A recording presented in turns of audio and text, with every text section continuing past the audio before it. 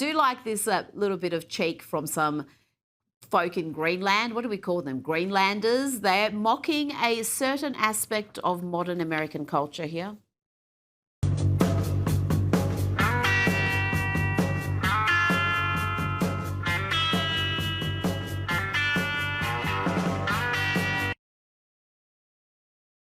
That's called the fentanyl lean, for those of you who are not familiar with that. Bringing America culture to Greenland, that video alleges. And that culture, I mean, it's funny because it's kind of true. That culture is evident in big cities, blue cities across America, where you see this very visible drug problem. What's your response, Josh, to those who say Donald Trump needs to be more focused on issues such as that? He needs to be America first and worry less about foreign policy. I think they can walk and chew gum at the same time. I mean, America first means a lot of things. It's kind of an abstract term.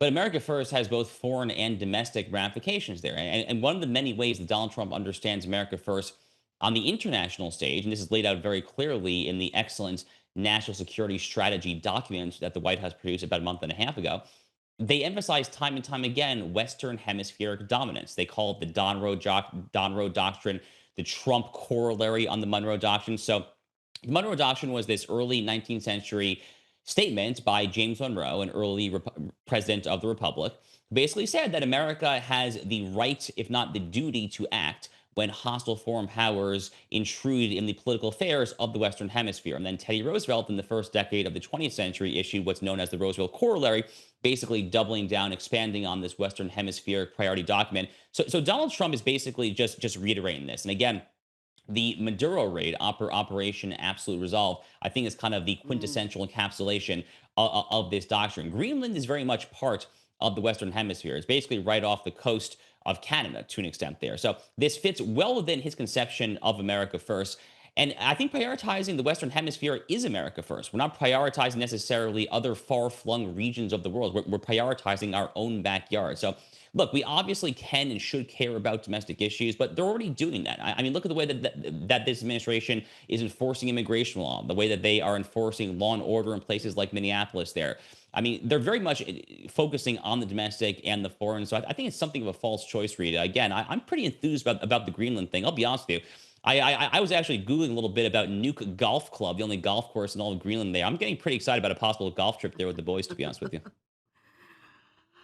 Well, yeah, there's plenty of scope for further development in Greenland. You could have all sorts of things happening there shortly. Now, before you go, we've heard from Javier Milei, and President Trump also gave a memorable speech at the World Economic Forum in Davos. But another man who gave a very notable speech is the Trump administration's Treasury Chief, Scott Bessent. Have a listen to this.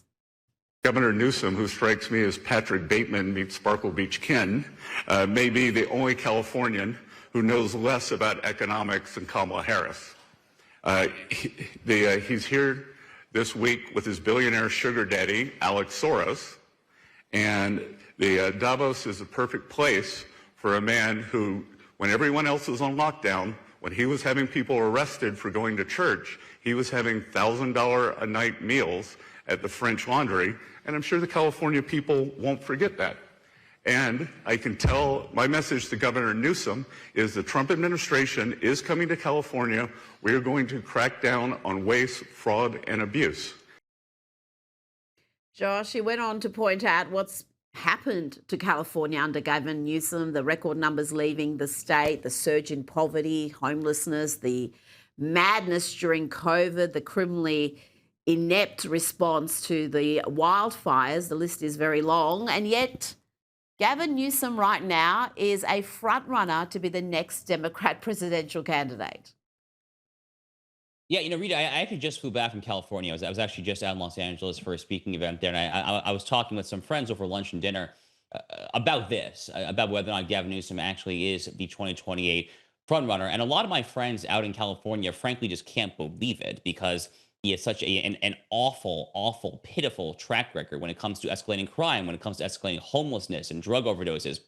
He's literally the first governor in the history of California. California became a state in the mid 19th century. He's the first governor ever since the Golden State became a state to oversee a net population egress, more people leaving than coming in. Literally for over a century and a half, California was growing and growing and growing and growing and growing, and then Gavin Newsom comes in and people all of a sudden leave. So I mean, dude is just totally cancerous as a politician there. Having said that, this kind of gets back to what we were saying a few minutes ago, Rita, which is my working theory. Unfortunately, I wish it were not the case.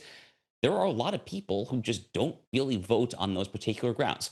They look at Gavin Newsom as Secretary of Bessent says, this guy's out of central casting. He looks the part, he talks the part. Yeah. Now, if he doesn't get it, it's because he's a white dude, right? I mean that actually could be the number one issue working against him in a 2028 Democratic primary. But based on very superficial factors there, he's very smooth. He's very glib. He's able to kind of deflect interviewers' questions back to his comfortable terrain there. He really is. I mean, despite his awful, awful, awful track record, paradoxically, he is something of a model politician. So I'll be honest with you, Rita. I think the Republicans actually tragically should probably fear him in 2028. The good news is that my California friends seem to think that Kamala Harris is going to be the favorite again in 2028 there. And boy, would I lick my chops at that possibility. That, yeah, you will hope for that. I think every Republican would be hoping for a Kamala, maybe a Kamala and Newsom ticket. That would be very interesting. Could we have both of them from California? You probably couldn't, could you?